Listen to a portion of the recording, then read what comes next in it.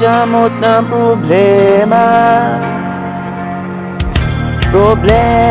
sa katauhan. Number one ang financial, dagko na kaayo gaston. Unsaon pagsulbat kung ang gadala kay kurap.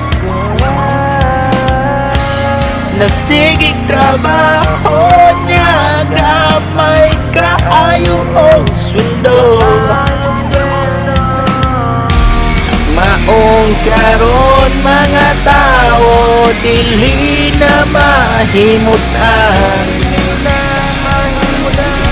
tungod sa problema nga gidala nga na corruption.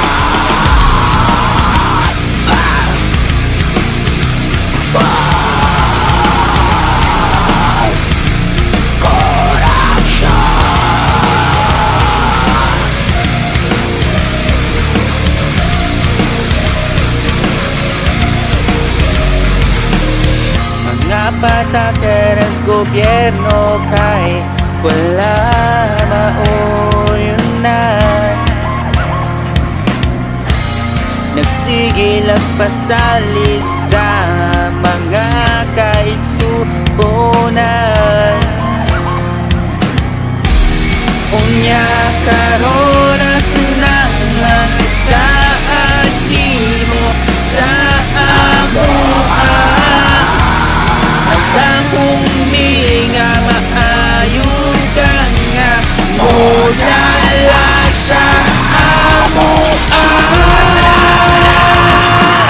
puro lasa mastalig, asana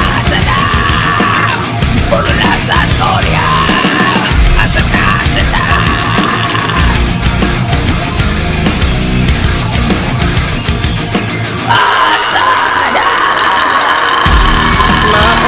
karon mga tao, dili na mahimutan